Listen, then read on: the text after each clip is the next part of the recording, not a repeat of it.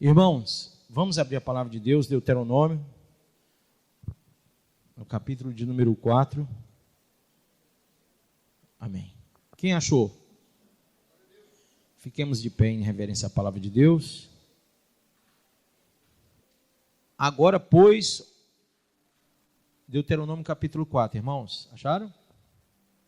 Agora, pois, ó Israel, ouve os estatutos e os juízos que eu vos ensino, para os cumprirdes, para que vivais e entreis e possuais a terra que o Senhor Deus de vossos pais vos dá.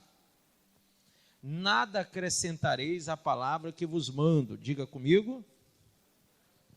Não estou ouvindo, estou surdo hoje. Vamos lá. Nem diminuireis dela, para que guardeis os mandamentos do Senhor vosso Deus, que eu vos o quê? Mando. Amém? Põe a mão sobre a Bíblia e diga: Pai, em nome de Jesus, me ensina a tua palavra e me faz perceber tudo aquilo para o qual o Senhor a enviou. Em nome de Jesus. Pode assentar-se. Continue com a Bíblia aberta. Diz o versículo 3: E os vossos olhos viram o que o Senhor fez por causa de Baal Peor. Pois a todo homem que seguiu a Baal Peor, o Senhor vosso Deus, o que, pessoal? Consumiu do vosso meio. Porém vós que permanecestes fiéis ao Senhor, vosso Deus, todos hoje estáis vivos. Eis que vos tenho ensinado estatutos e o quê? Juízos. Como me mandou o Senhor meu Deus, para que assim façais no meio da terra que passais a possuir. Guardai-os, pois, e cumpri-os. Grife aí. Guardai-os, pois, e cumpri-os. Porque isto será a vossa sabedoria e o vosso entendimento. Gente, isso será o vosso espírito e a vossa alma. Escreva do lado. Isso será o vosso espírito e a vossa alma. Quando ele disse, isso será a vossa sabedoria e o vosso entendimento, ele está falando que é dessa forma que nós estaremos convertidos ao Senhor. Quando esta palavra, este estatuto, este mandamento, esta ordenança, quando a palavra de Deus, o juízo de Deus, realmente fizer parte da nossa vida, e nós cumprimos, passarmos a cumprir e a guardá-lo de uma forma sábia, ou seja, pelo Espírito, e de uma forma entendida pela alma. Amém? A sabedoria é a razão que o Espírito nos dá. E o entendimento é a percepção que a alma tem. Por favor, você pode repetir essa frase? A sabedoria é a razão que o Espírito nos dá, e o entendimento é a compreensão da alma.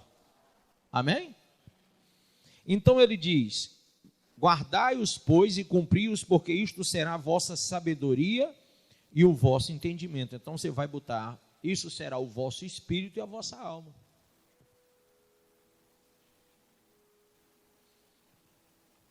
Perante os olhos dos povos que, ouvindo todos esses estatutos, dirão: certamente este grande povo é gente sábia e o quê?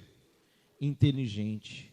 Pois que grande nação há que tenha deuses tão chegados a si como o Senhor, nosso Deus, todas as vezes que o invocamos?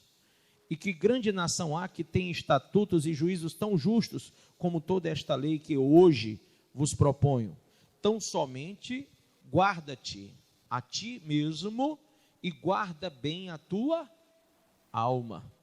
que te não esqueça daquelas coisas que os teus olhos têm visto, e se não aparte o teu coração todos os dias da tua vida, e as farás saber a teus filhos e aos filhos dos teus filhos. Não te esqueças do dia em que estiveste perante o Senhor teu Deus em Horebe, quando o Senhor me disse: reúne este povo e os farei ouvir as minhas palavras, a fim de que aprenda a quê, pessoal? A temer. Amém ou não? Aprenda a temer-me todos os dias que na terra viver, e as ensinará a seus filhos.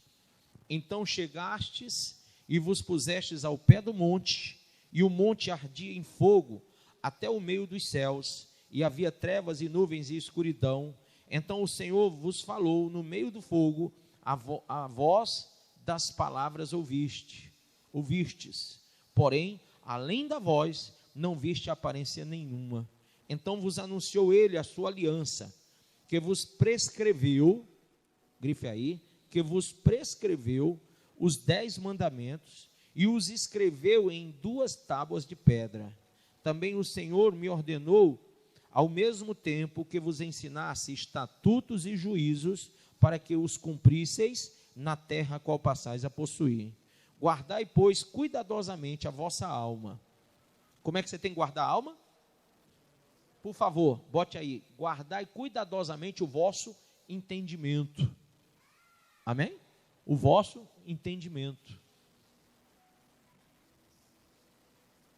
Pois aparência nenhuma viste no dia em que o Senhor vosso Deus vos falou em Horebe, no meio do fogo. Para que não vos corrompais e vos façais alguma, o quê? Imagem esculpida na forma de ídolo, semelhança de homem ou de mulher, semelhança de algum animal que há na terra, semelhança de algum volátil que voa pelos céus, semelhança de algum animal que rasteja sobre a terra, semelhança de algum peixe que há nas águas debaixo da terra. Guarda-te, não levantes os olhos para os céus, e vendo o sol, a lua e as estrelas, a saber, todo o exército dos céus, seja seduzido a inclinar-te perante eles, e des culto àqueles, coisas que o Senhor teu Deus repartiu a todos os povos debaixo de todos os céus. Mas o Senhor vos tomou e vos tirou da fornalha de ferro do Egito, para que sejais povo de herança, como se vê hoje. Amém? Quem é povo de Deus diz amém. Quem é povo de herança, diga glória a Deus. Então ele disse também: o Senhor se indignou contra mim por vossa causa, e jurou que não passaria o Jordão, e não entraria na boa terra que o Senhor teu Deus te dá por herança, porque eu morrerei neste lugar, não passarei o Jordão, porém vós o passareis, e possuireis aquela boa terra. Guardai-vos, não vos esqueçais da aliança do Senhor vosso Deus, feita convosco, e vos façais alguma imagem esculpida, semelhança de alguma coisa que o Senhor vosso Deus vos proibiu, porque o Senhor teu Deus é fogo que consome, é Deus zeloso. Amém? Então, até aí está bom. Se você observar, o que nós estamos vendo é uma declaração de Moisés ao povo, porque diga assim: Deus nos ama, e o amor de Deus, ele é um amor incondicional, ele nos ama de forma incondicional, e a Bíblia diz lá em 1 Coríntios 1,26 que esse amor é incondicional. Em Deuteronômio 7,7 diz que esse amor é incondicional.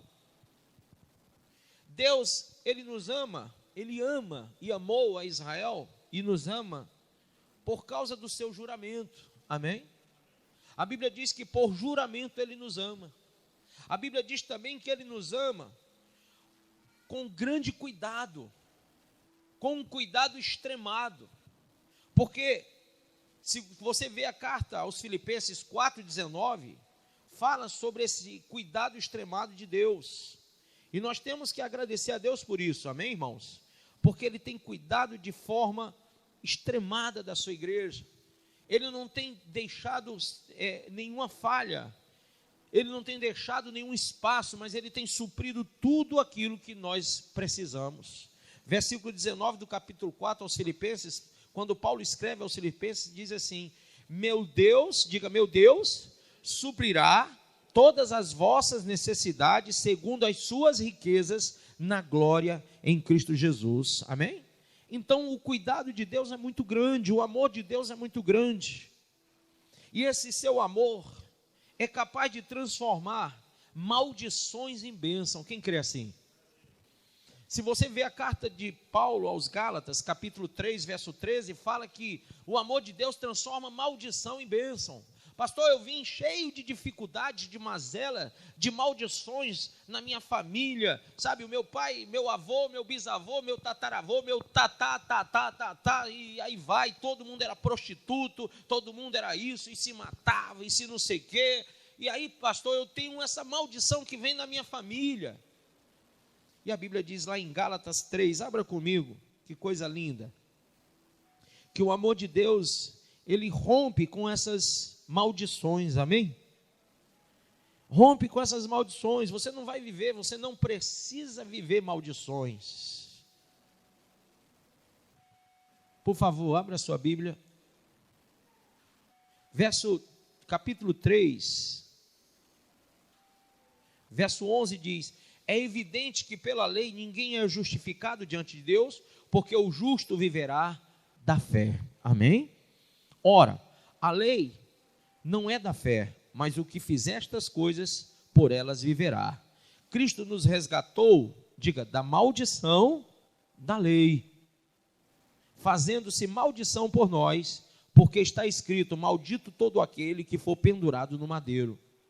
Então, Jesus tomou para si as nossas enfermidades, as nossas maldições. Ele se fez maldição, segundo a palavra, por nós, fazendo-se maldição por nós. Então o amor de Deus transformou a maldição em bênção. Alguém pode entender que agora você é um abençoado de Deus? Pastor, mas o meu pai, o meu avô, o meu bisavô, esquece. Se você se converter em Cristo Jesus de verdade, se a palavra de Deus fizer parte do teu racional, que é o espírito, e do teu intelectual, da tua área inteligível, que é a tua alma, pode ter certeza que a maldição vira bênção. Quem está entendendo isso? Você tem que parar de viver essas... Eu estava vendo hoje um pastor aí, pastor, eu vou dar um desconto para ele, que ele se chama de pastor, dizendo numa rádio assim: hoje é 7/7/2017, então hoje é um dia de quebra de maldição, de perfeição, porque é 7/7/2017. Eu disse: rapaz, mas que caras, que marketing, porque até o 7/7/2017 vira ponto de chamada para a pessoa ir para uma igreja. Irmão, não é porque hoje é 7/7/2017, é porque Jesus se tornou maldição por nossa causa. É porque Ele transformou maldição em bênção, porque Ele te ama, porque você vale muito mais do que você imagina que vale. Porque não é 7/7/2017, que isso é uma balela do cão, rapaz. Eu fico injuriado quando eu escuto isso. Eu mudo logo, eu não consigo, gente. Meus ouvidos não conseguem mais aguentar esse negócio. Que evangelho maltrapilho é esse? Que evangelho maltrapilho, né? As pessoas estão, infelizmente, deve ter um monte de gente agora nessa tal igreja, porque hoje é 7/7/2017. E ninguém está sabendo que a maldição, ela só é destruída quando você entende racional e emocionalmente que você é de Deus. Quando a conversão é na alma e no espírito, do espírito para a alma.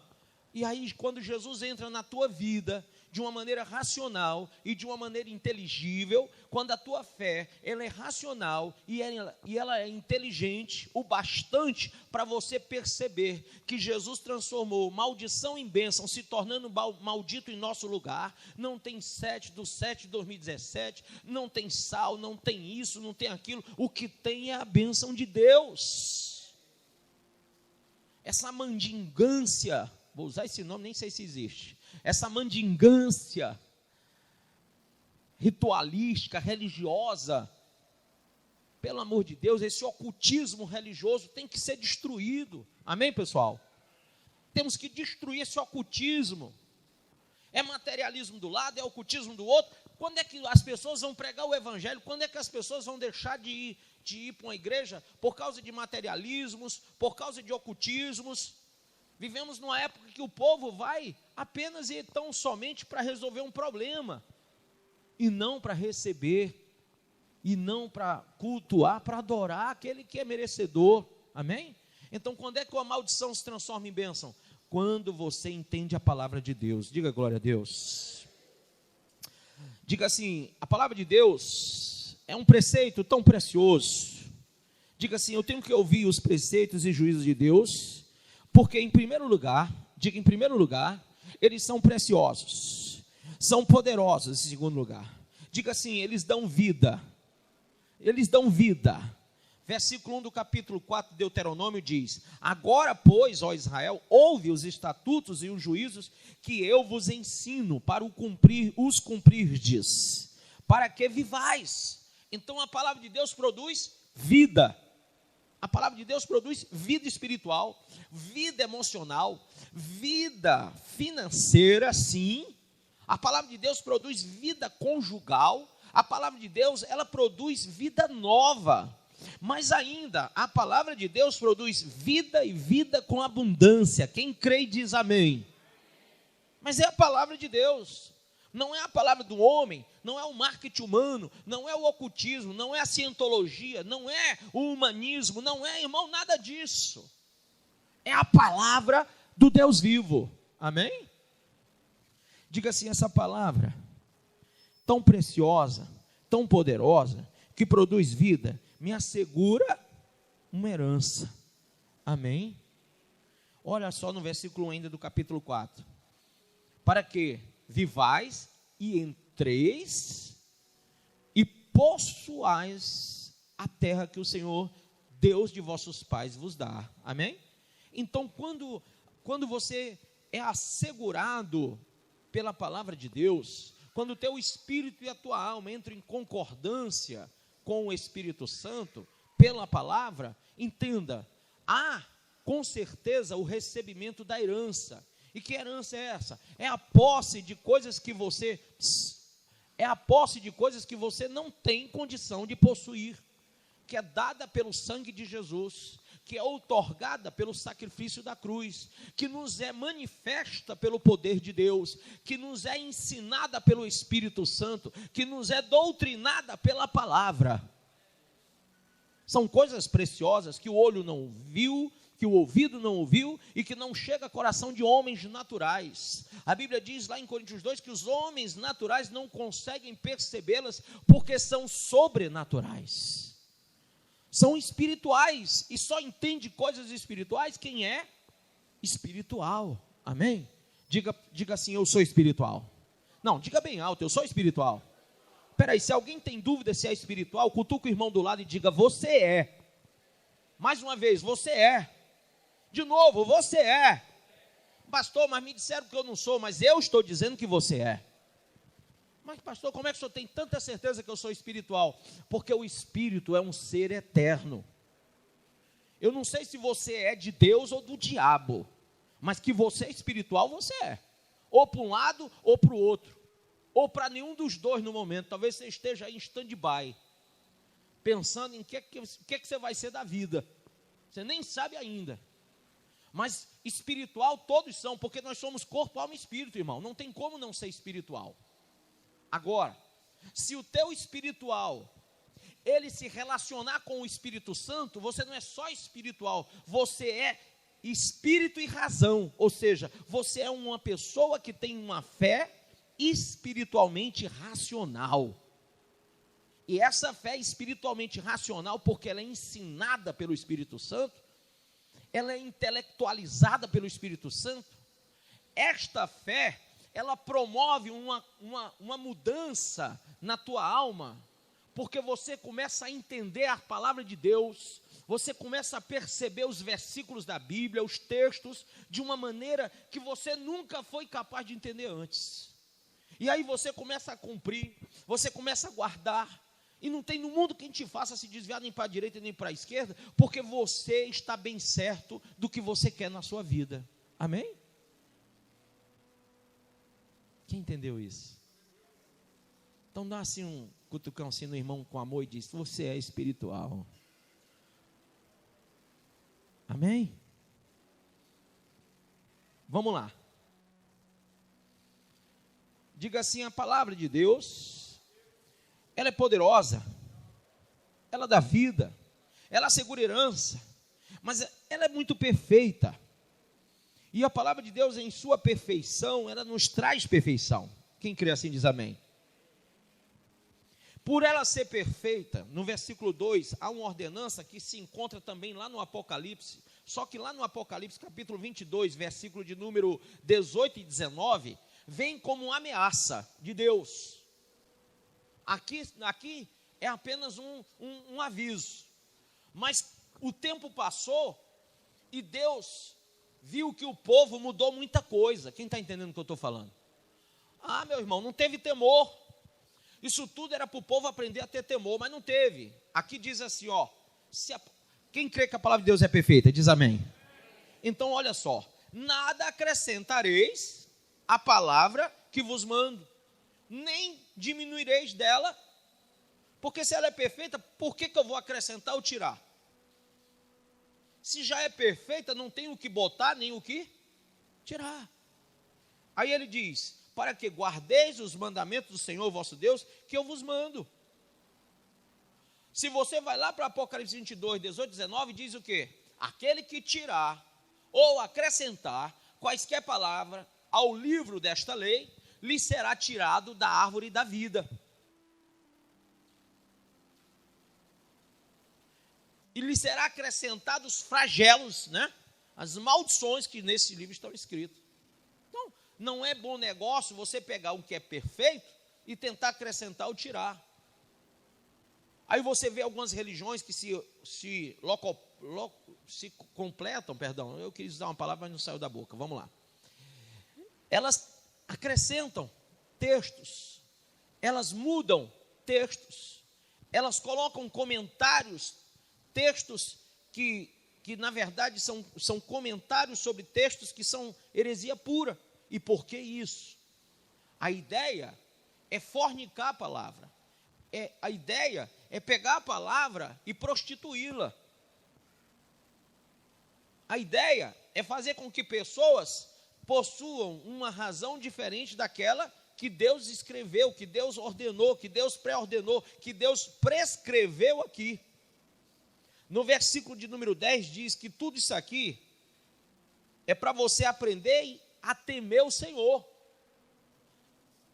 Se você não aprende a palavra, você não aprende a temer a Deus. Tem gente que faz um monte de coisa errada na vida e se diz evangélico, e se diz pastor, e se diz evangelista, e se diz não sei o quê, diácono e tal, e apóstolo, e não tem temor a Deus, porque ainda não recebeu no espírito esse temor. Ainda não converteu-se na alma, não entendeu quem está falando.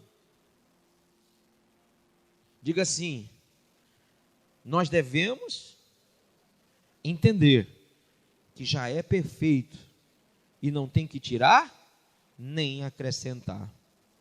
Diga assim: a palavra serve para nos dar sabedoria. Diga: a palavra, ela vem para aqueles que querem ser justificados pela fé. Estes, no versículo 9, a Bíblia diz: então somente guarda-te a ti mesmo e guarda bem a tua alma. Para quê? Guarda bem a tua alma, que te não esqueça daquelas coisas que os teus olhos têm visto, e se não apartem do teu coração todos os dias da tua vida, e as farás saber a teus filhos e aos filhos de teus filhos. Amém? Então, a Bíblia diz que há uma proposta de Deus para que você seja realmente enriquecido pela palavra. Mas nós temos que aprender esses que são estatutos perpétuos, são cláusulas pétreas de Deus, são imutáveis.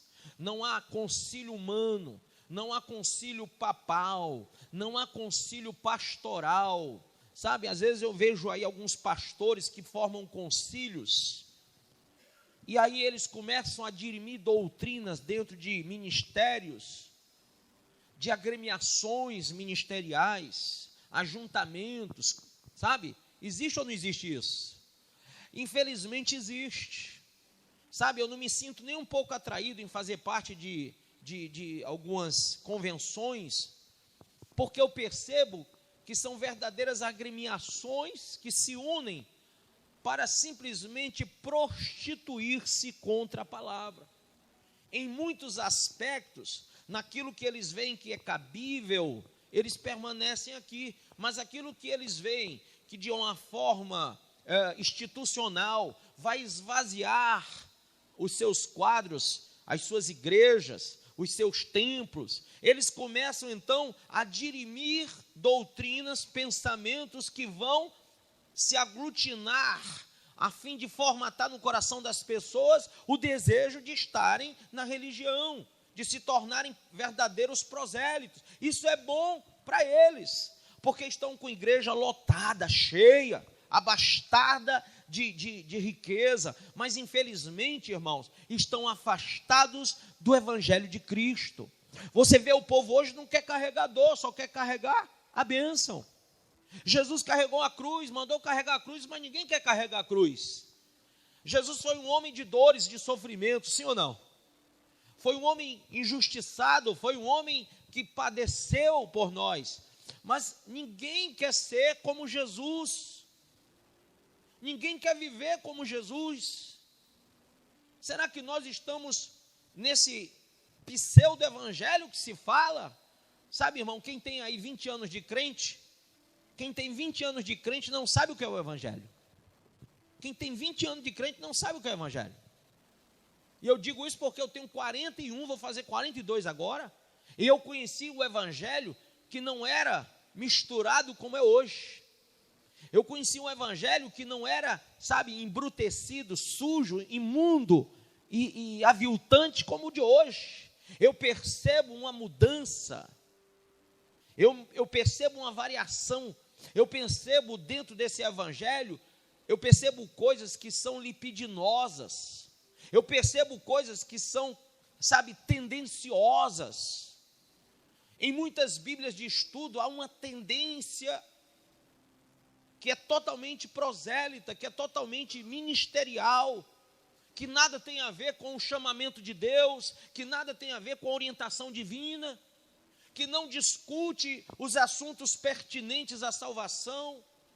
Estamos isolados, acuados em um evangelho que só fala em riqueza, em ocultismo, coisas materiais, coisas que são de teor humano, num evangelho que quer preencher as lacunas da vida humana, mas não o evangelho que leva a pessoa às dimensões espirituais, a orientações espirituais, ao reino eterno de Deus, àquela visão que realmente o evangelho ele tem.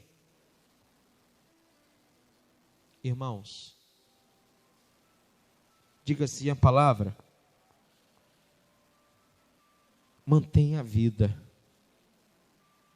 dá sabedoria e juízo, ela nos ilumina, nos diferencia, amém? Quem quer ser diferente? Abra aí, por favor, no 4:8 diz assim: e que grande nação há que tem estatutos e juízos tão justos como toda esta lei que eu hoje vos proponho. Que pergunta preciosa de Moisés. E que nação há, e que igreja há, e que povo há, que tenha ordenanças, estatutos, juízos tão justos, como tudo isto que eu vos apresento. Amém? Abra aí a sua Bíblia, ainda, em 1 Pedro, capítulo 2, é o 4.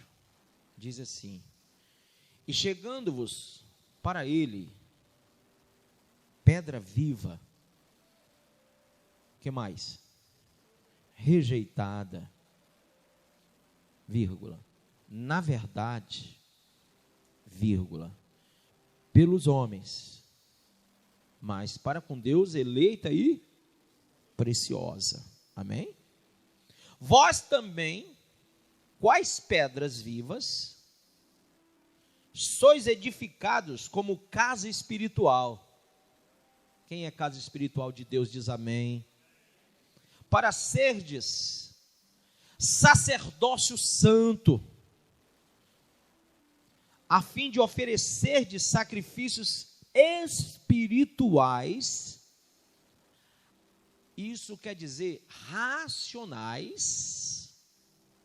Isso quer dizer que são sacrifícios que o Espírito Santo nos ensina pela palavra que devemos praticá-los. Amém?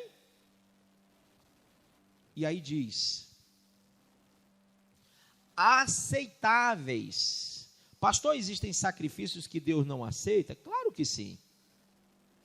E aqui está dizendo, aceitáveis a Deus por Jesus Cristo. Por que ele botou por Jesus Cristo, pastor Arthur? Porque não podia ser por Moisés, nem por Abraão.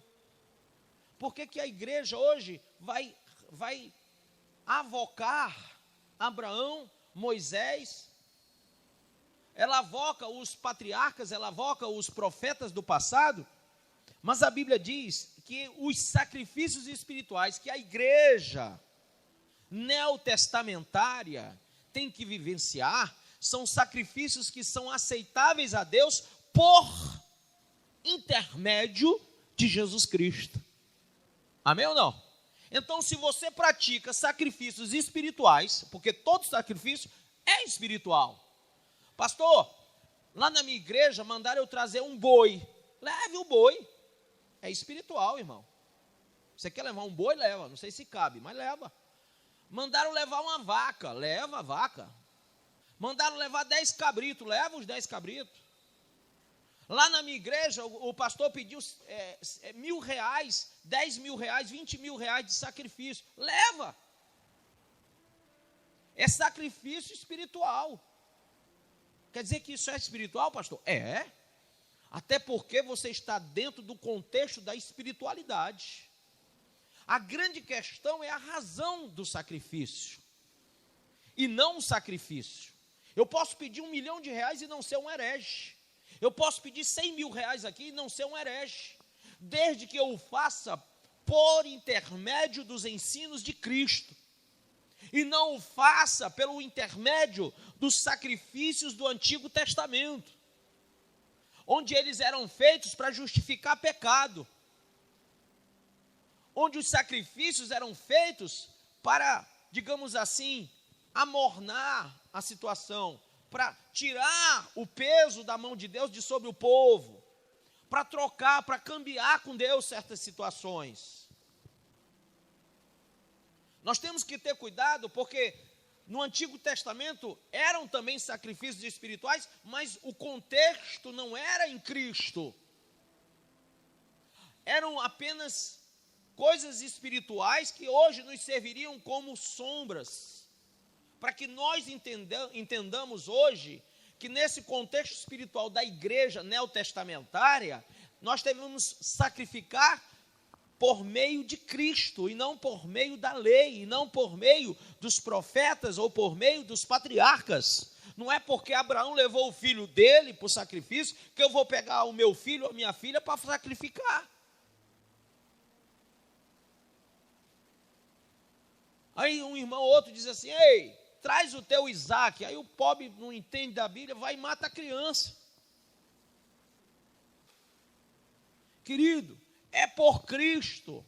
Se você entende o que quer dizer por Cristo, para Cristo e em Cristo, você vai entender que quando você ofertar, dizimar, quando você sacrificar na casa de Deus, seja o que for, um boi, uma vaca, 10 ovelhas, sejam R$1.000, R$100.000, tudo que você trouxer tem que ser debaixo da orientação do Espírito Santo, que vai te dar, que vai te orientar, porque você vai entender que aquilo é para a pregação do Evangelho de Cristo Jesus. O fim tem que ser esse: promover o Evangelho aos quatro cantos da terra, fazer a obra missionária. O viés da oferta de sacrifício neotestamentário não é outro senão a busca para que almas sejam salvas. Ide por todo mundo, pregai o Evangelho a toda criatura, batizando-os em nome do Pai, do Filho e do Espírito Santo. Ser-me-eis minhas testemunhas, tanto em Jerusalém, como em Samaria, até onde? Os confins da terra. Isso não custa barato, irmão. Requer sacrifício, sim, mas é algo que eu entendo como sacrifício espiritual por Cristo. Se Cristo foi à cruz, por que eu não posso fazer meu sacrifício? Amém? Por que eu não posso crucificar o meu eu e posso fazer algo pelo Evangelho? Quem está entendendo isso? Ah, não, mas se Abraão fez, se Ló fez, se Jó fez, se não sei quem fez, e como ele fez, você vai fazer também. Não adianta, meu filho, isso daí não é por Cristo, é por emoção. 7/7/2017, vem ou não vem? É perfeição. Perfeição é a palavra, dela não pode tirar nem acrescentar. Mas quem não conhece a palavra conta história, sim ou não? E o povo conta história. A Bíblia fala que Paulo escreve a Timóteo que os últimos dias seriam marcados de doutrinas vãs, de historinhas, que o povo ouviria essas historinhas. Por quê? Porque os caras que iam pregar não sabiam nem o que iam dizer, nem com que tanta certeza estariam afirmando o que estavam dizendo. Paulo avisou, 1 Timóteo 4, e avisou em 2 Timóteo 4, toma cuidado, 1 Timóteo 2 também, entendeu? Ele foi avisando. A carta a Timóteo é todo um aviso, toma cuidado, porque há falsas lideranças que vão falar coisas que nem eles entendem, afirmam com a fé que nem eles sabem qual é. Então, diga assim a palavra, dá sabedoria e juízo, e nos ilumina, e faz a gente ser, diga assim, diferente, e não igual. Vamos continuar aqui? 1 Pedro 2, e vós, verso 5, quais pedras vivas sois edificados como casa espiritual para ser de sacerdócio santo, diga amém, a fim de oferecer de sacrifícios espirituais aceitáveis a quem? A Deus por Jesus Cristo. Por isso, na Escritura se diz, eis que ponho em Sião uma principal pedra angular, eleita e preciosa, e quem nela crê não será o quê? Confundido. E assim para vós, os que credes, é a preciosidade, mas para os descrentes, a pedra que os edificadores rejeitaram, essa foi posta como a principal da esquina, e como uma pedra de tropeço e rocha de escândalo, porque tropeçam, perdi aqui o texto, e como uma pedra de tropeço e rocha de escândalo, porque tropeçam na palavra. Grife isso aí. Tropeçam onde? Na palavra. Eles não entendem, aí vão tropeçar mesmo. Sendo desobedientes para os que também foram, foram destinados. Quem não entende a palavra é desobediente. Se você não entende, você está destinado a tropeçar. Mas vós sois a geração, quem crê? Eleita. O sacerdócio real, quem diz amém? A nação santa, quem diz glória a Deus? O povo adquirido, quem diz amém de novo? Para que tu disse amém isso tudo? Eu vou ler de novo. Vamos lá. Mas vós, quando eu disser um, aí tu diz amém bem alto. Vamos lá. Mas vós sois a geração eleita, o sacerdócio real, a nação santa, o povo adquirido. Por que eu falo mais alto que vocês? Vamos de novo. Vamos lá. Eu quero ver um amém alto. Quem comeu carne com feijão aí hoje? Hein? Quem comeu carne com feijão? Levanta a mão. Foi? Teve gente que não comeu hoje. Quem está em jejum até agora? O santo, a santa, que está em jejum desde de manhã. Tem alguém aí? Eu quero oração desse santo, essa santa que não comeu hoje. Por favor, ora aqui. Alguém? Não? Então diga amém bem alto. Vamos lá. Vou ler de novo.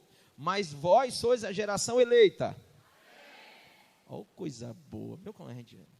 Está vendo que uma persuasãozinha resolve? O sacerdócio real. A nação santa. O povo adquirido. Para que anuncieis as grandezas daquele que vos chamou, e ele te chamou, das trevas para a sua maravilhosa luz. Amém ou não amém? Irmão, ele te chamou das trevas para a luz, e não há por que você não ser geração eleita. Não deixe passar essa geração, não deixe que a sua geração seja marcada pelo desvario, pelo devaneio, pela frieza, pela inconstância, pela insensatez, mas que você seja parte de uma geração de verdadeiros adoradores, amém?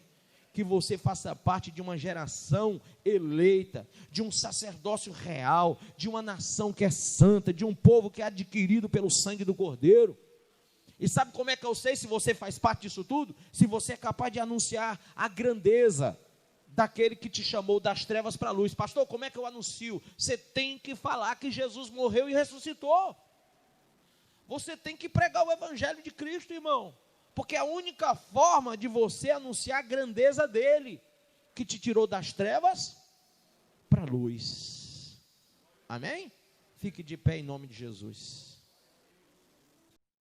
Você acabou de ouvir essa poderosa ministração da palavra de Deus. Eu creio que sua vida foi abençoada. Eu quero que você ore comigo, profetizando sobre a sua vida a salvação que vem de Cristo Jesus. Ore conosco.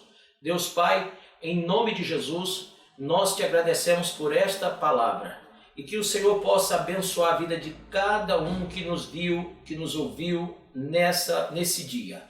Deus Pai, em nome de Jesus, que esta pessoa esteja agora entregando a sua vida, recebendo a salvação que vem do Senhor. Pois assim, Pai, nós profetizamos salvação, cura, libertação, em nome do Pai, do Filho e do Espírito Santo de Deus. Amém.